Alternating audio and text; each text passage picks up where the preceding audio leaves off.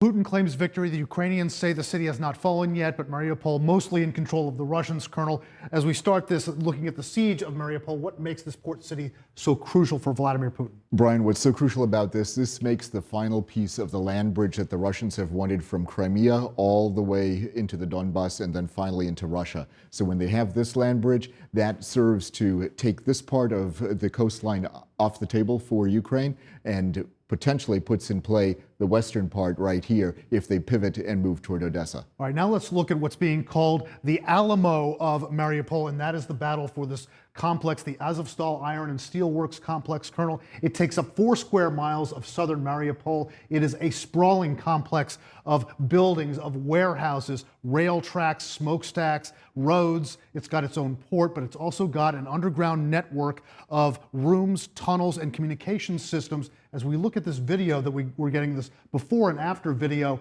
the before video from the New York Times of before the siege, this after video, what are these features that I talked about? What makes it so difficult for this complex to be captured by the Russians? So, Brian, what's really difficult about this is the cavernous nature of this. Think Stalingrad in World War II. You look at the kinds of buildings that you have right here, and you see exactly how difficult it is. Imagine yourself fighting through this and trying to find a room that you can clear, and you have to do that hundreds of times, thousands of times throughout this complex.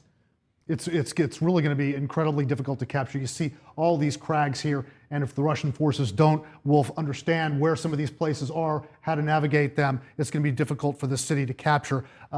Sergei Shoigu, the defense minister, says 3 to 4 days to capture this. Both Colonel Layton and I think that's a fantasy, really.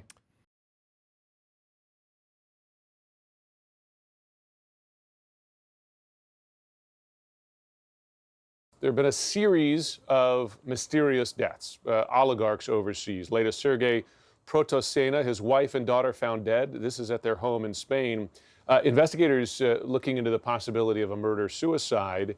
This follows another Russian gas boss found dead. In my experience of covering Russia, when, for instance, journalists fall off balconies or opposition leaders are poisoned or things like this, it's not by accident. When you see these deaths, what do you think?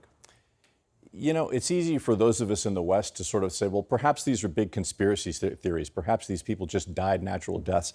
But the problem is that whenever you get somebody who speaks out against the Russian government, whether it's an oligarch or whether it's somebody who's inside of Russia, like Navalny, or whether it's any of the people that the Russians have killed or tried to kill outside of Russia, you begin to see this pattern of the Russian government going after its critics, regardless as to whether or not they're inside Russia, which makes it easier, or even outside. We can't forget Sergei Skripal a couple of years ago, who was living in Great Britain at the time and was, you know, the subject of an assassination attempt.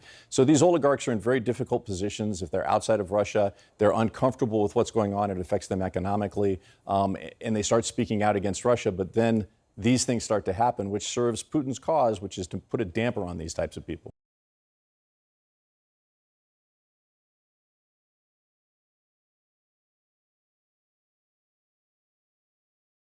About 10 people died of suffocation alone. The youngest child held in the basement was 3 months old, while the oldest person was 93 years old. For more than 3 weeks, they were banned from leaving that place 24/7, even to go to the bathroom. And when someone asked to go out to get some clothes for the kids, the occupiers demanded that they sing the Russian national anthem. That's how the Russian soldiers had fun. That's the kind of impunity they felt.